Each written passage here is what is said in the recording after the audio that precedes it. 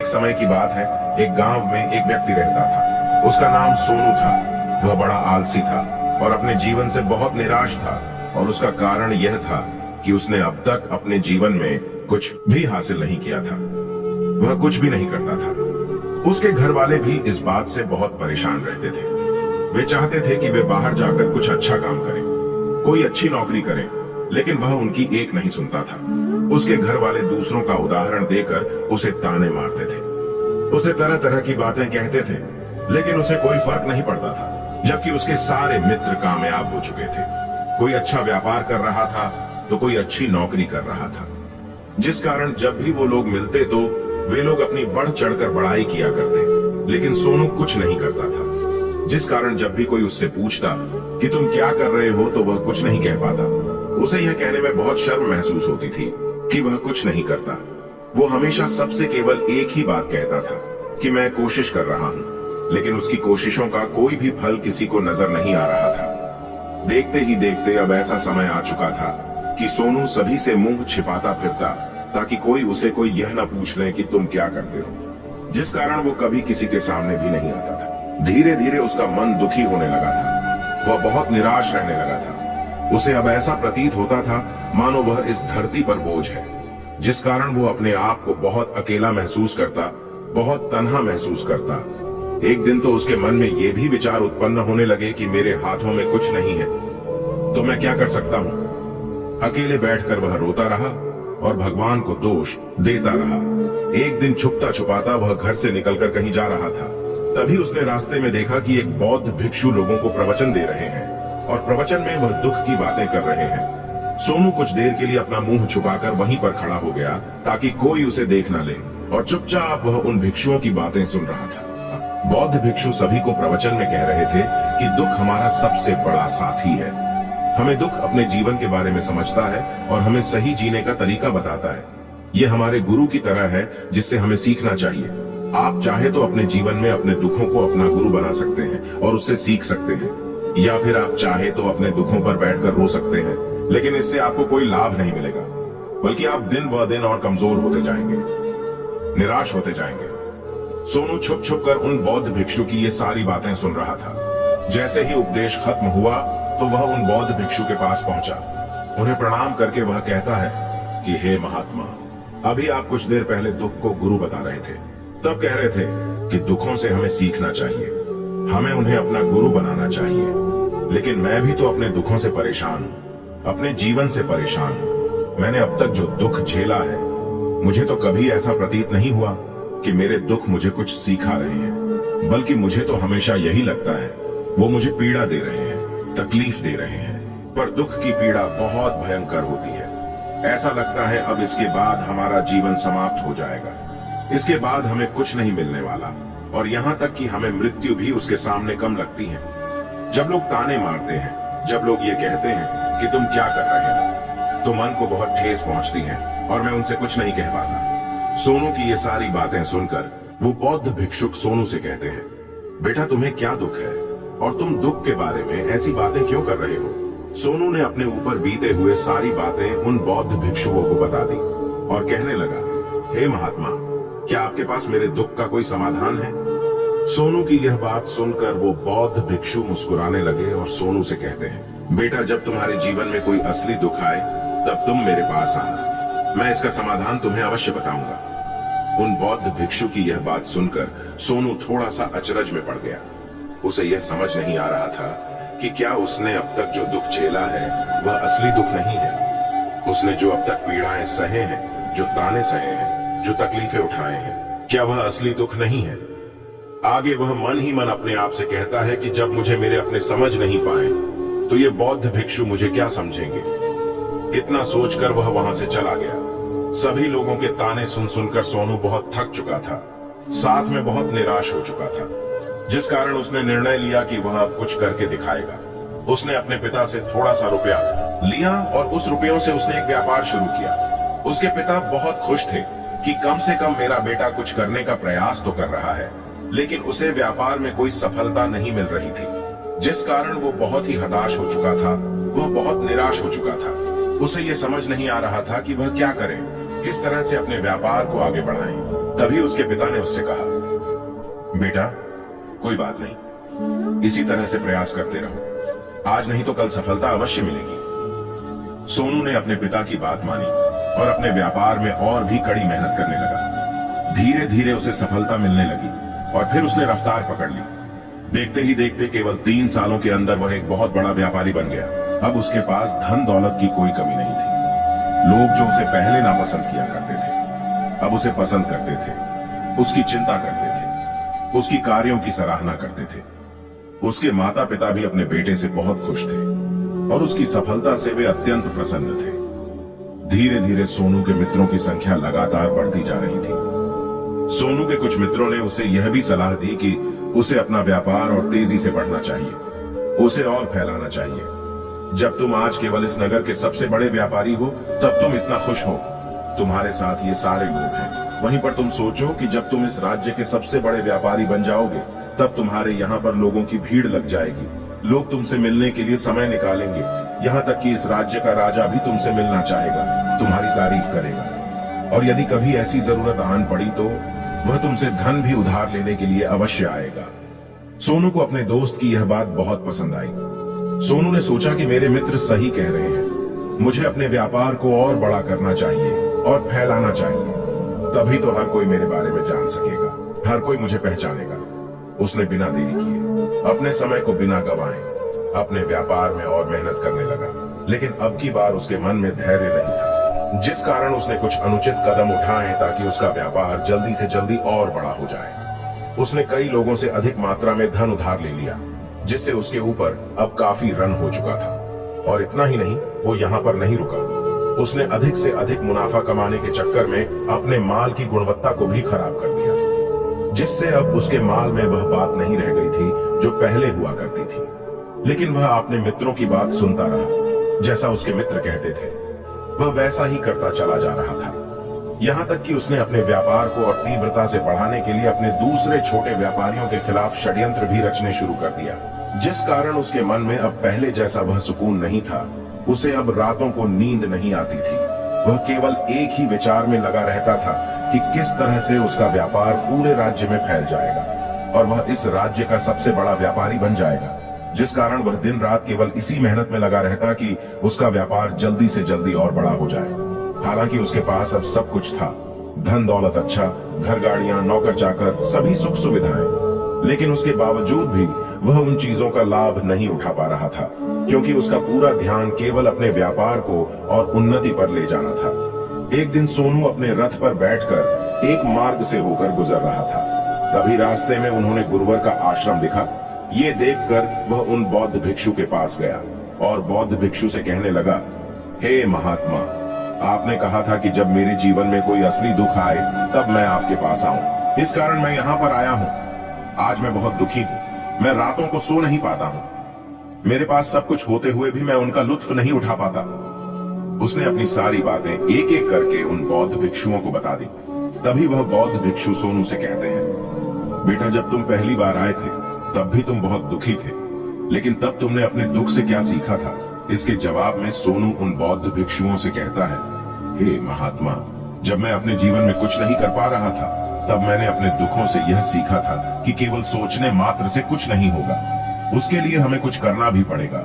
और केवल कोई कर्म करना ही हमें सफल नहीं बनाता, बल्कि उस कर्म को उसके अंजाम तक पहुंचाना हमें सफल बनाता है। फिर चाहे रास्ता कैसा भी हो, फिर चाहे परिस्थितियां कैसे भी क्यों ना हो, फिर चाहे कितनी ही बाधाएं आपके रास्ते में क्यों ना आ जाए, चाहे ऐसा क्यों ना लगने लगे कि अब आपके जीवन में कुछ नहीं बचा और आप कुछ नहीं कर सकते, तब भी हौसला बनाए रखो, उम्मीद न छोड़े और अपने कार्यों पर डटे रहे। यह सोचकर कि जब तक मैं अपने कार्य को सफल नहीं कर लेता, जब तक मैं अपने लक्ष्य तक नहीं पहुंच जाता, तब तक मैं इस कार्य को करता रहूंगा।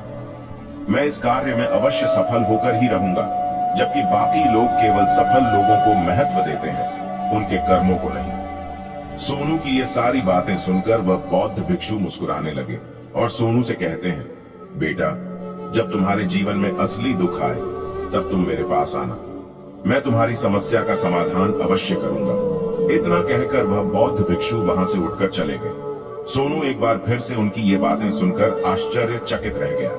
उसे अब ये समझ नहीं आ रहा था कि क्या उसने जो दुख देखा है, उससे जो तकलीफें अब तक सही हैं, क्या वह असली दुख नहीं है। उसके मन में अब एक सवाल उत्पन्न होने लगा कि असली दुख क्या है और इसकी पहचान क्या है, और मुझे कैसे पता चलेगा कि इस समय में असली दुख मैं हूं। लेकिन उसने कुछ नहीं कहा, पर यह सब सोच ही रहा था कि तभी वह बौद्ध भिक्षु सोनू के पास एक बड़ा घड़ा लेकर पहुंच जाते हैं। उस घड़े के अंदर सोने के सिक्के थे। उस घड़े को देते हुए वह बौद्ध भिक्षु सोनू से कहते हैं, बेटा तुम इसे उस पैर के नीचे दबा दो, क्योंकि ये मेरे किसी काम का नहीं है। जब मुझे इसकी जरूरत पड़ेगी तब मैं वहां से खोद कर निकालूंगा, लेकिन अभी के लिए इसे वहां पर मिट्टी के नीचे दबा दो। सोनू ने उस बौद्ध भिक्षु की बात मानी ली और वो घड़ा उस पैर के नीचे जाकर मिट्टी में दबा दिया। इतना करके वह गुरुवर को प्रणाम करता है और वहां से वापस अपने घर की ओर लौट जाता है। धीरे धीरे समय बीतता गया। समय के साथ साथ सोनू व्यापार में और भी ज्यादा उन्नति कर चुका था, लेकिन माल की गुणवत्ता अच्छी न होने के कारण अब उसके व्यापार में घाटा होने लगा और धीरे धीरे ऐसा समय आया कि उसका व्यापार पूरी तरह से चौपट हो गया। अब उसके पास कुछ नहीं बचा था, बल्कि उसने जो कर्जे लिए थे वो कर्जे भी अब उसे चुकाने थे। लेकिन वह तो यह सोचकर निश्चित था कि उसने जो कुछ भी कर्जा लिया है वो कर्जे उसने अपने मित्रों से लिए हैं, जिस कारण वह उन्हें लौटाने में थोड़ी देर अवश्य कर सकता है। वह तो यह सोच रहा था कि उसके मित्र उसका बुरे समय पर साथ देंगे, लेकिन सबसे पहले उसके मित्र ही उसे अपना कर्ज वापस लौटाने की मांग करने लगे। तब सोनू को एहसास हुआ कि कोई भी अपना नहीं है। उसने अपने मित्रों से उस कर्ज को लौटाने के लिए थोड़ी सी मोहलत मांगी, लेकिन सोनू के किसी भी मित्र ने उसे कर्ज लौटाने के लिए वह मोहलत नहीं दी, बल्कि वे लोग उसे जान से मारने की धमकी देने लगे। अपने मित्रों के मुंह से यह सब सुनकर सोनू बहुत ही आश्चर्यचकित रह गया। वह जो कुछ सोच रहा था सब कुछ उल्टा पड़ गया। जिस व्यापार के चलते उसके इतने मित्र बने थे, इतने शुभ चिंतक बने थे, वे सब उससे दूर जाने लगे थे। हर कोई उससे पीछा छुड़ाना चाहता था, कोई भी उसका साथ नहीं देना चाहता था। धीरे धीरे उसके सारे संपत्ति नीलाम हो गई। अब उसके पास कुछ नहीं बचा था। वह सड़क पर आ चुका था।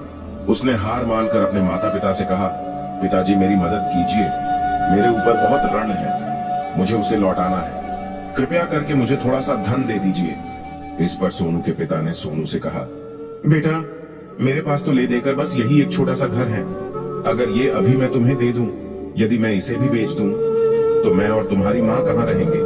हमें भी दर दर की ठोकरें खानी पड़ेगी, हमें भी सड़कों पर भीख मांगनी पड़ेगी। ले देकर अब हमारे पास केवल यही संपत्ति बची है, इसलिए मैं तुमसे क्षमा मांगता हूँ। अपने माता पिता के मुख से यह सुनकर सोनू चुपचाप वहां से चला गया और मन ही मन सोच रहा था कि अब मेरे पास कुछ नहीं बचा, जो था वह तो सब लुट गया, बर्बाद हो गया। अब मैं जीकर क्या करूंगा? अब मेरे पास केवल एक ही रास्ता है जिससे मैं अपने कर्जदारों से अपना पीछा छुड़ा सकता हूँ। यह सोचता हुआ वह एक ऊंची पहाड़ी की ओर पहुंचा। वह पहाड़ी पर चढ़ता ही जा रहा था कि तभी उसे याद आया कि उन बौद्ध भिक्षु ने कहा था कि जब तुम पर असली दुख आए तभी तुम मेरे पास आना, मैं तुम्हारी समस्या का समाधान अवश्य करूंगा। यह सोचकर सोनू के मन में एक बार फिर उम्मीद की वह लहर दौड़ पड़ी। सोनू तुरंत दौड़ता हुआ उन बौद्ध भिक्षु के पास पहुंचा और सोनू ने उन्हें प्रणाम करके अपने ऊपर बीती हुई हर एक बात उन्हें बता दी और कहने लगा कि हे महात्मा, आपने कहा था कि जब मेरे ऊपर असली दुख आएगा तब आप उसका समाधान अवश्य करेंगे। तब वह बौद्ध भिक्षु सोनू की इस बात को सुनकर मुस्कुराने लगे और कहते हैं, बेटा कहाँ है असली दुख? जब तुम्हारे में असली दुख आएगा तो मैं उसका समाधान अवश्य करूंगा। उन बौद्ध भिक्षु के मुख से यह सुनकर सोनू के सब्र का बांध टूट गया और सोनू ने उन बौद्ध भिक्षुओं से कहा, हे महात्मा, आखिरी असली दुख क्या होता है? क्या मैंने आज तक जो भी दुख झेला है, जो भी तकलीफें आज तक मैंने सही हैं, क्या ये दुख नहीं है? क्या इसे दुख नहीं कहते? तभी वह बौद्ध भिक्षु सोनू से कहते हैं, बेटा पहले तुम मुझे ये बताओ कि तुमने अपने दुख से क्या सीखा है। इसका जवाब देते हुए सोनू उन बौद्ध भिक्षु से कहता है, हे महात्मा, मैंने तो यही देखा है कि जो लोग तुम्हारी तरक्की में तुम्हारा पीछा करते हैं, तुम्हारे साथ जुड़ते हैं, वह लोग तुम्हें अवश्य धोखा देंगे, क्योंकि ऐसे लोग बुरे समय पर तुम्हारा साथ नहीं देने वाले, बल्कि तुम्हारा फायदा उठाने का ही वह प्रयास करेंगे। इसीलिए ऐसे लोगों पर भरोसा न करें, बल्कि जो लोग तुम्हारी असफलता के समय पर, तुम्हारे बुरे समय पर तुम्हारे साथ खड़े हैं, वही तुम्हारे असली मित्र हैं और वही तुम्हारे साथ रहते हैं। और ऐसे लोग तुम्हें बहुत कम मिलते हैं, और जिन्हें भी ऐसे लोग मिलते हैं उन्हें हमेशा उनकी कद्र करनी चाहिए। आगे सोनू उन बौद्ध भिक्षु से कहता है कि जब तुम कोई कार्य कर रहे हो तो उसे पूरी ईमानदारी से करो, धैर्य रखो, लालच न करो और अपने लक्ष्य तक पहुंचने के लिए किसी के लिए भी कोई षड्यंत्र न रचो, क्योंकि ऐसा करने से तुम्हारे साथ ही बुरा होगा और तुम हमेशा नुकसान में रहोगे। सोनू की ये सारी बातें सुनकर बौद्ध भिक्षु उस पैर के पास पहुंचे। उन्होंने गड्ढा खोदा और वह घड़ा निकालकर सोनू के हाथ में थमा दिया, जिसमें सोने के सिक्के भरे हुए थे। वह घड़ा सोनू के हाथ में थमाते हुए उन बौद्ध भिक्षुओं ने कहा, लो इसे पकड़ो और जब तुम्हारे जीवन में असली दुख आए तब तुम मेरे पास आना, मैं इसका समाधान अवश्य करूंगा। सोनू अब भी बड़ी अचरज में था। उसे यह समझ में नहीं आ रहा था कि आखिर यह असली दुख है ही क्या। लेकिन उसने अपने हाथों में पड़े हुए उस घड़े को देखा जिसके अंदर सोने के सिक्के थे। ये देखकर उसे मन ही मन ये लगा कि चलो अब थोड़ी सी राहत अवश्य हो जाएगी, मैं अपने मित्र का वो कर्ज लौटा सकूंगा और एक नया व्यापार भी फिर से आरंभ कर सकूंगा। जिस कारण उसने उन बौद्ध भिक्षुओं को प्रणाम किया, उनका धन्यवाद किया और वहां से चल पड़ा। सोनू ने उस सोने के सिक्के से सभी का कर्ज लौटा दिया और अपने लिए एक बार फिर से नया व्यापार शुरू किया। व्यापार छोटा था, लेकिन अब की बार सोनू बहुत खुश था। उसने पूरी ईमानदारी, मेहनत और लगन के साथ अपने व्यापार पर काम किया और देखते ही देखते एक बार फिर से वह एक बड़ा व्यापारी बन गया। लेकिन अब की बार वो बहुत खुश था, क्योंकि इस बार उसने कोई लालच नहीं की, न ही किसी के लिए षड्यंत्र रचा, बल्कि उसने पूरी ईमानदारी और मेहनत के साथ अपने व्यापार पर काम किया। लेकिन जैसे जैसे आप धनी होते जाते हैं, जैसे जैसे आप अमीर बनते जाते हैं, आपके मन में एक डर और उत्पन्न होने लगता है और वह अपनी दौलत को न खो दे, जिस कारण आप लोग दान करना शुरू कर देते हैं, पुण्य करना शुरू कर देते हैं, लोगों की मदद करते हैं ताकि आपके जीवन में कभी कोई दुख न आए। लेकिन यह जीवन सुख और दुख का संगम है, जिस कारण हर किसी को सुख और दुख से होकर गुजरना ही पड़ता है। इसी वजह से एक बार फिर से सोनू के जीवन में एक और दुख उत्पन्न हुआ। अब की बार उसके माता और पिता दोनों की मृत्यु हो गई। सोनू अपने माता और पिता से बहुत प्रेम करता था, जिस कारण उसके मन को बहुत गहरा आघात पहुंचा। जब आखिरी बार वह उन्हें देख रहा था तो उसके मन में हजारों सवाल उत्पन्न होने लगे। वह अपने घर लौट आए। घर लौटकर उसने देखा कि जिस संपत्ति के लिए वह हमेशा लड़ते झगड़ते रहते थे, आज उसकी देखभाल के लिए कोई नहीं था। उसके माता पिता ने जो भी मेहनत की, जो भी अपने जीवन में इकट्ठा किया, सब यहीं रह गया। लेकिन अब सब कुछ खत्म हो चुका था और सोनू का मन अब बहुत बेचैन हो रहा था। उसके मन में हजारों सवाल उत्पन्न हो रहे थे और वह अपने आप को बहुत अकेला महसूस कर रहा था। उसे बहुत खाली सा महसूस हो रहा था। उसने इधर उधर देखा, लेकिन उसे कुछ समझ नहीं आया। तभी उसे उन बौद्ध भिक्षु की याद आई। वे तुरंत ही भागा भागा उन बौद्ध भिक्षु के पास पहुंचा। उसे देखते ही उन बौद्ध भिक्षु ने सोनू से सवाल किया और कहा, क्या बात है बेटा, क्या कोई फिर से कोई दुख आ पड़ा है? तभी सोनू ने कहा, नहीं गुरुदेव, अब तो सब ठीक है, लेकिन आज मेरे माता पिता की मृत्यु हो गई है और मैं बहुत अकेला महसूस कर रहा हूं। मैं बहुत दुखी महसूस कर रहा हूं, जैसे कुछ खाली सा है, जैसे कुछ अकेलापन सा है। तभी वह बौद्ध भिक्षु सोनू से कहते हैं, बेटा, इसमें दुखी होने वाली बात क्या है? यह तो जीवन है। एक दिन तो सभी को जाना है। यहाँ पर कोई भी रहने नहीं आया और न ही कोई रहेगा। हम सब एक न एक दिन मृत्यु को प्राप्त हो ही जाएंगे और मृत्यु कब आएगी ये किसी को नहीं पता। हो सकता है कि तुम्हारी मृत्यु कल ही हो जाएगी या फिर आज और अब भी। यह सुनकर सोनू आश्चर्यचकित रह गया। उसने उन बौद्ध भिक्षु से कहा, हे महात्मा, आप ये क्या कह रहे हैं? मैं तो अभी जवान हूं और मुझे तो अभी अपनी पूरी उम्र जीना है। मैं तो जीना चाहता हूं, कुछ करना चाहता हूं, और आप कह रहे हैं कि मैं कभी भी मृत्यु को प्राप्त हो सकता हूं। इस पर वह बौद्ध भिक्षु सोनू से कहते हैं, बंदे, इस भ्रम में मत रहना कि मृत्यु केवल बूढ़े को आती है। बूढ़ों के सामने तो उनके जवान बच्चे तक मर जाते हैं। मृत्यु कभी किसी की उम्र देखकर नहीं आती और न ही किसी को बताकर आती है।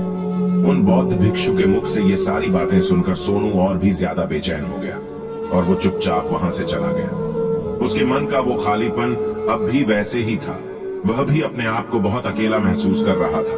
उसके बाद से उसका मन अपने व्यापार में भी नहीं लगता। जब भी वह कोई कार्य करता तो उसके मन में ढेर सारे प्रश्न उठने लगते हैं। वो क्या कर रहा है, क्यों कर रहा है और उसने इस कार्य को क्यों किया? उसके मन में अब एक और प्रश्न उत्पन्न होने लगा था, क्या हम यहाँ पर केवल इसलिए आते हैं कि इस जीवन को भोगे और एक दिन मृत्यु प्राप्त हो जाए? वह यह समझ नहीं पा रहा था। कि जीवन का असली मतलब क्या है।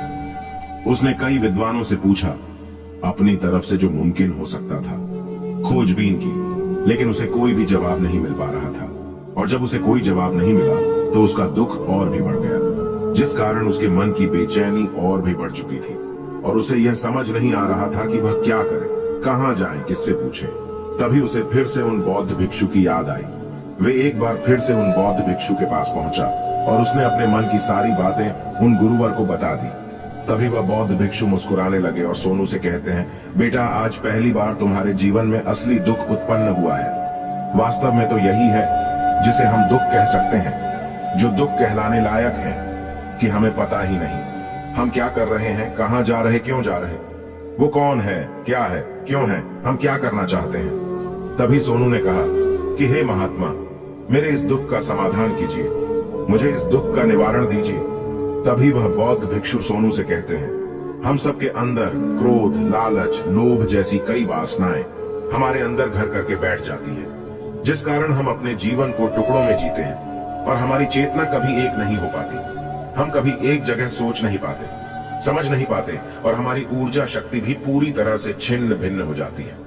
और आजकल के इस दौड़ में हमारे पास तो इतना भी समय नहीं कि हम एक पल निकाल करके एक पल के लिए मुड़कर अपने आप को देख सकें, अपने आप को समझ सके। वास्तविकता में हर कोई यहाँ पर अपने जीवन भर केवल दुख दुख कहकर चिल्लाता रहता है, उसका समाधान निकालने का हर मुमकिन प्रयास करता है, लेकिन जिसे हम दुख समझते हैं वह तो दुख है ही नहीं, तो इसका समाधान आपको कहां से मिलेगा। ये तो परिस्थितियां हैं जिसके कारण हम अपने आप को दुखी समझते हैं, अपने आप को तकलीफ में समझते हैं। जैसे हम एक परिस्थिति से निकलते हैं, हम किसी दूसरी परिस्थिति में फंस कर रह जाते हैं। जिस प्रकार हम पहली समस्या का सामना करते हैं, उसी प्रकार हम दूसरी समस्या का भी सामना करते रह जाते हैं। और जब हम इन परिस्थितियों से हार मान लेते हैं, जब हमें लगता है कि अब कोई रास्ता नहीं बचा, तब हमारे सामने हमें केवल एक ही रास्ता नजर आता है और वह है मृत्यु। लेकिन ये कोई समाधान नहीं है, ये कोई रास्ता नहीं है। इसलिए यदि आप सचमुच अपनी समस्याओं का समाधान चाहते हैं तो अपने आप को इकट्ठा करना सीखिए, अपनी ऊर्जा को इस संसार में वापस कीजिए, उसे एक कर और अपने ऊपर ध्यान लगा। मृत्यु से पहले अपने आप को पहचानो, अपने आप को जानो, अपने आप को बिखरने मत दो। तभी सोनू उन बौद्ध भिक्षु से कहता है, हे महाराज, तो क्या हमें इस जीवन को नहीं जीना चाहिए? क्या हमें अपनी इच्छाओं को नहीं पूरा करना चाहिए? तभी वह बौद्ध भिक्षु सोनू के इस सवाल का जवाब देते हुए कहते हैं कि हमें किसी से भी लगाव नहीं रखना चाहिए, हमें अपनी इच्छाओं को मार देना चाहिए, हमें संपत्ति इकट्ठा नहीं करनी चाहिए, क्योंकि हम मनुष्य की इच्छाएं, कामनाएं, वासनाएं ऐसे होती हैं जैसे मानो कि एक पर्वत से गिरता हुआ झरना, जिस पर किसी का नियंत्रण नहीं है सिवाय देखते रहने के और परेशान होने के। लेकिन जब तुम अपने ऊपर ध्यान देने लगते हो, तब तुम अपने आप को पहचान जाते हो, समझ जाते हो, तब तुम इस पर नियंत्रण पा सकते हो। तब इच्छाएं भी तुम्हारे वश में होती हैं और फिर तुम चाहो तो उन इच्छाओं की पूर्ति अवश्य भी कर सकते हो। गुरुदेव की ये सारी बातें सुनकर सोनू ने गुरुदेव से कहा कि हे महाराज, आपका बहुत बहुत धन्यवाद, आपने मेरी सबसे बड़ी समस्या का समाधान आज कर दिया। मैं आज से अपने आप को एकत्रित करूंगा। गुरुदेव, मानव शरीर में बहुत ऊर्जा है, बहुत शक्ति है, पर वे बेकार के कामों में लग जाती है, जिस कारण हमारा जीवन भी बेकार की चीजों में लगा रहता है। लेकिन हम कभी भी इस पर अपना ध्यान नहीं देते हैं, हम कभी भी अपनी ऊर्जा को केंद्रित नहीं करते, अपने ऊपर कभी ध्यान नहीं देते। हमारा जीवन भी कुछ ऐसा ही है। हम अपने जीवन में हमेशा अपने आप से ऊपर वाले से सवाल करते रहते हैं कि हमारे जीवन में इतना दुख क्यों है। हम सभी के मन में यह सवाल तो अवश्य ही उठता है और इसका जवाब है कि वह ईश्वर यह चाहता है कि हम अपने जीवन के अंतिम दुख तक पहुंच सकें, उस गहराई तक पहुंच सकें जहां पर हमें यह पता चल सके कि हमने अभी तक अपने आप को नहीं जाना, अपने आप को नहीं पहचाना। मानव शरीर के अंदर जो ऊर्जा है, जो शक्ति है, उसके बारे में हम अभी तक नहीं जानते।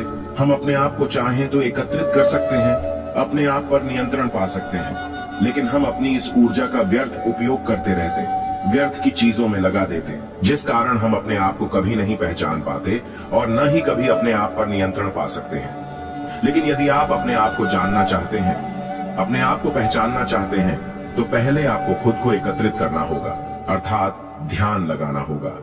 ध्यान से ही आप अपने दुखों की उन समस्याओं का समाधान निकाल सकते हैं और तभी आप अपने आप को पहचान सकते हैं, जान सकते हैं और अपने जीवन के हर दुखों का समाधान भी कर सकते हैं। इस वीडियो को बोलते समय कोई त्रुटि हो तो मैं क्षमा चाहता हूं। उम्मीद है आप सभी को ये वीडियो अच्छी लगी होगी। अगर आप शिव के सच्चे भक्त हैं तो चैनल को सब्सक्राइब और वीडियो को लाइक करके कमेंट में हर हर महादेव लिख दीजिए।